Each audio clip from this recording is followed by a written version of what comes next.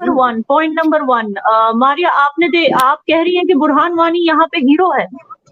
कल बुरहान वानी के एनिवर्सरी पे किसी ने एक कैंडल तक जलाई है, लेकिन कल बीजेपी का एक हमारा लीडर उसको शहीद कर दिया।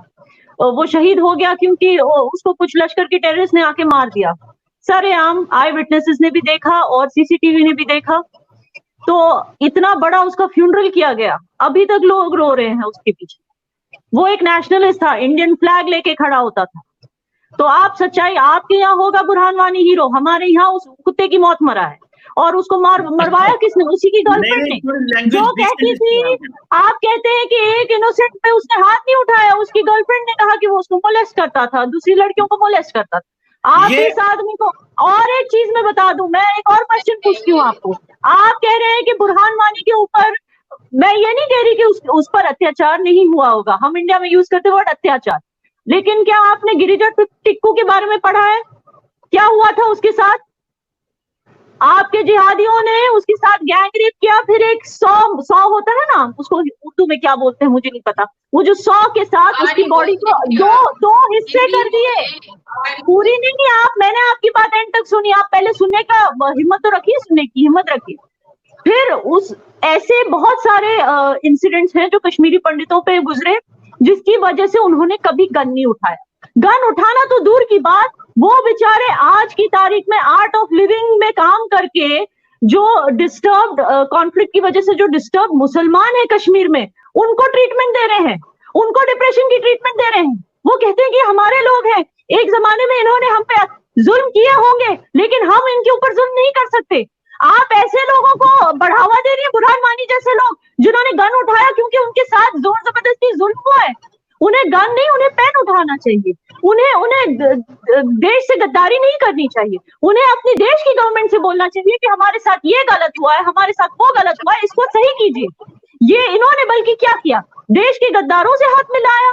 इनकी तो वीडियो आई थी कि हाफिज सईद, पता नहीं कौन से मसूद अजहर, मैं इन सब लोगों के ऊपर रिसर्च करती नहीं हूँ, उसके साथ फोन पे टेलीफोन पे बात कर रहा है, हीरो बनना चाहता था वो बड़ा, और बन गया पाकिस्तान में हीरो। इंडिया में उसको हीरो नहीं बोला जाता, उसको हम टेररिस्ट ही बोलते हैं और टेररिस्ट ही बोलते रहेंगे। और आप ये जानकर शॉक हो जाएंगे कि उसके मरने के बाद उसका फादर किधर गया था अपना डिप्रेशन ट्रीट करने के लिए, हिंदुओं की आर्ट ऑफ लिविंग में, श्री श्री रविशंकर जी के पास। तो आप क्या बकवास कर रही हैं? अगर हमारी कंट्री इतनी बुरी होती तो बुरहान वानी के फादर को ट्रीटमेंट करती डिप्रेशन की। आप जैसी गवर्नमेंट हमारी होती है, अगर आप जैसी गवर्नमेंट हमारी होती है तो बुरहान वानी की सारी फैमिली को डिसअपियर करा देती है एक रात में। बट हम उनको ट्रीटमेंट दे रहे हैं, हम उनकी फैमिली को हेल्प कर रहे हैं, ये है हमारी गवर्नमेंट। सिर्फ एक बात, आप जितना मर्जी बोलें, लेकिन काइंडली डिसेंट लैंग्वेज इस्तेमाल करें, गलत लैंग्वेज इस्तेमाल न करें।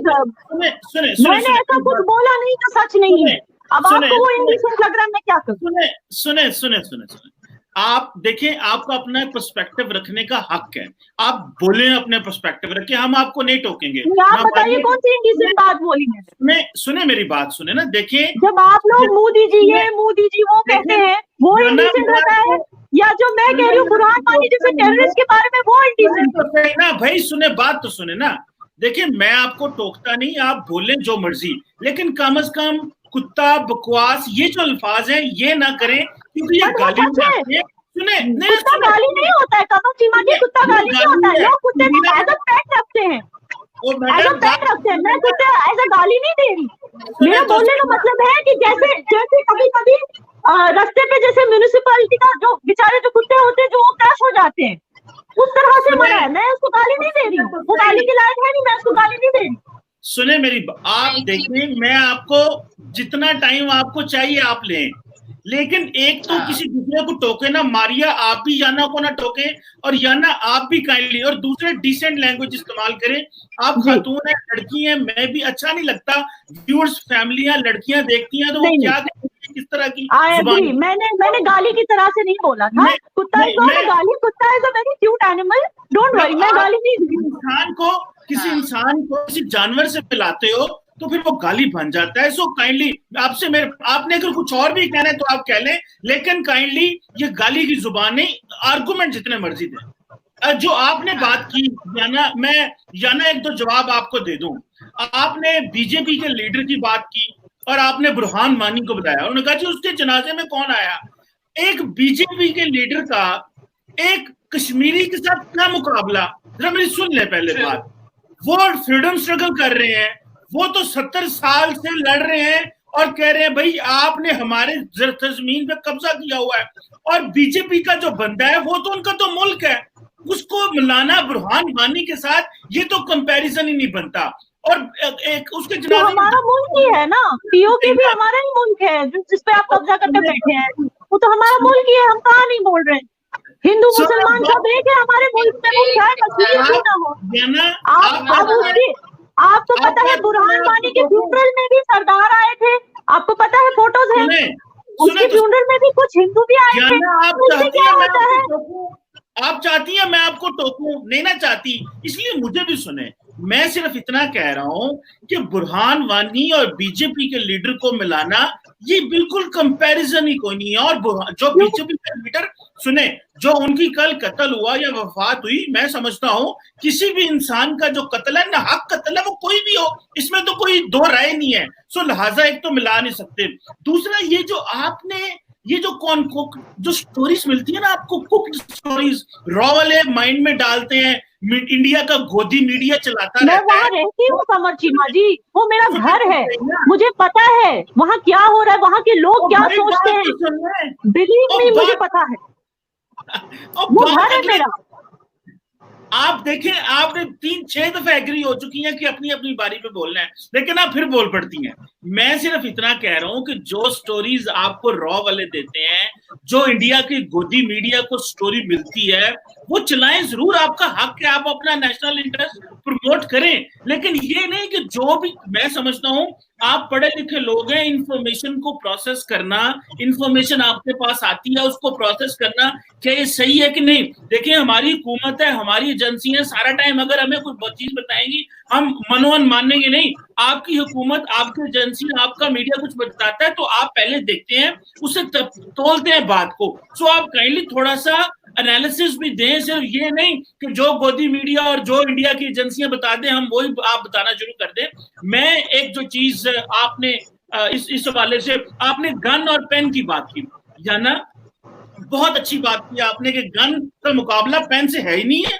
मुझे ये बताएं, आपने कश्मीरियों की आजादी के लिए अपने पेन से क्या लिखा है? आपने कश्मीरियों की आजादी का जवाब मैं देना चाहती हूं। सही, ये सवाल बहुत अच्छा है। सुने, हमारे यहाँ पे मलाला यूसुफजई, पाकिस्तान की नोबेल लॉरेट, उन्होंने भी यही कहा था यूएन में कि एक पेन जो है वो ज्यादा ताकतवर है एक गोली से, एक बंदूक से। सो अगर एक बच्चा, एक पेन और एक टीचर होगा तो वो जमाना बदल सकता है। लेकिन जिस मुल्क में कल की बात बता रहा हूं, सेकुलरिज्म और डेमोक्रेटिक राइट्स जैसी चीजें जो स्कूल और कॉलेज के सिलेबस से निकाल दी हो इंडियन हुकूमत ने, मैं कल की बात बता रहा हूं, आपने पेन की बात की ना, बीजेपी की सिलेबस से ये चाइना ने किया था, ये इंडिया ने नहीं किया। ये कहां से मिली आपको न्यूज? आप ISI की न्यूज पे चल रहे हैं और मुझे कह रहे हैं कि मैं एनालिसिस नहीं कर रही हूँ। ये तो हो ही नहीं सकता कि हमारी स्कूल, हमारी कॉन्स्टिट्यूशन में डेमोक्रेसी, हमारी स्कूल से कैसे निकालेंगे? ये क्या बात हुई? बात तो सुने, चाइना ने किया है। कमर चीमा साहब, आप कंफ्यूज हो रहे हैं। ये जो बात आपने की, ये हांगकांग की लाइब्रेरी से डेमोक्रेसी के ऊपर सारी जो बुक्स थी वो चाइना ने हटाई है, इंडिया में नहीं हुआ है ये। आप कंफ्यूज हो गए हो।